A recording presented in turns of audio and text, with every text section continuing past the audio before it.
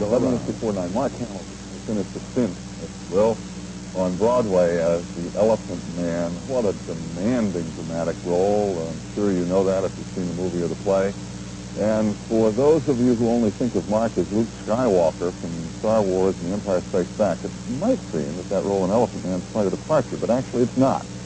Mark Hamill is a versatile actor. He's a serious actor. He's been working for years in television and movies before he became, what, an overnight success as Luke Skywalker. And he's with us this morning. Good morning, Mark. Good morning. How does that make you feel about the constant references to Luke Skywalker? Are you ambivalent about it? What goes through you? Well, I think I'm just now beginning to learn to embrace it rather than reject it, because I feel that once I do that, half the battle is won.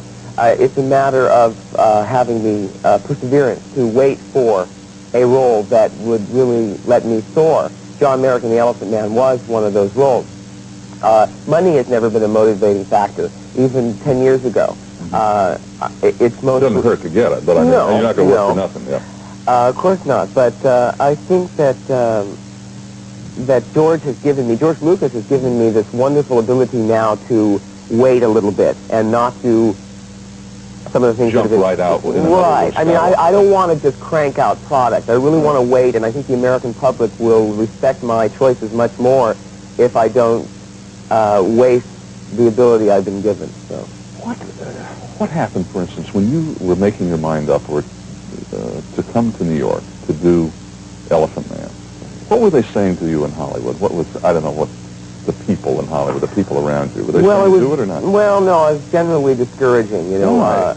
I think there was a tendency to think that it was cliquish back in New York, and they might try to get you, quote unquote. I wasn't, maybe I'm being naive, but I figured if I just went there and did my job and surprised people with my abilities, because right now, I mean, I think there's a tendency to think that I'm not acting in Star Wars, that they just sound a wide-eyed, innocent youth. Right. And you are youthful, obviously, Mark. A bit of not quite as much as a couple of years ago, but yeah. Right. But I'm not complaining at all. I hope that when it comes, I mean, I think it's a tendency to come off in print like I'm fetching about the fact that I'm always Luke, and I'm really not. I enjoy the films. We're going to do one more that will finish up the storyline. It won't go on and on and on like James Bond. Right. The next film will be the last one. Luke Skywalker, right, with a cane. Right, and training wheels on my land speeder.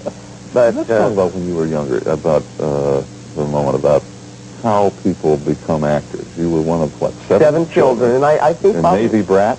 Navy brat, and no one else in my family. My younger brother now is doing plays, Patrick, but you were in the middle, right? The middle? I was dead center with 3 older and 3 younger, and I think he was probably trying to get a little bit of attention to come my way. I was very interested in cartooning and puppets and magic, and...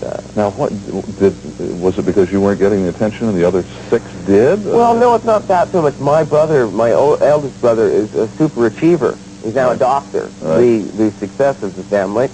And, yes. The success of the family? No, I was not successful in the more conventional ways that seem to indicate that I was headed for something that What did your dad want you to do? Well, being a career naval officer, that was top choice. Right. And then after that, doctor, lawyer, and then I supposedly school teacher, disc jockey, I don't know, all the way down to actor. How did they feel about when you were doing your puppet shows and going to movies and doing all of that? They didn't really discourage me, and I don't think, they didn't encourage me or discourage me. They told me that it would be very difficult to have a career, and that's very true. Sure. It's never easy. I mean, that's another thing. I think a lot of people think that a lot of things were dropped in my lap after Star Wars, but I think in a way you have to prove yourself all over again. In fact, even more so, quite honestly. Probably, because now you're having to say, uh-oh, I'm not just Luke Skywalker. Right. What about your family now? How do they feel about your success now? Is there a different attitude about...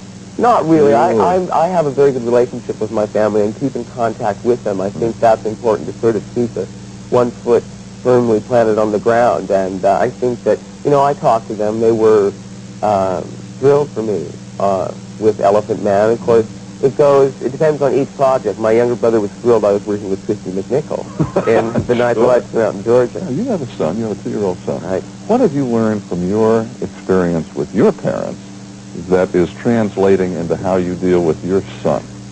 Gee, that's a toughie because everyone said, well, I'm not going to make any of the same mistakes. Right. He is 2 years old, but very intelligent and has a wonderful sense of humor and so forth. I think that my move to New York has been just such a great thing for me because it's a turning point. There's so much activity here. If I don't do another play, I'll be taking classes or just staying active and seeing shows. Growing, hopefully, as an actor. But spending time with him.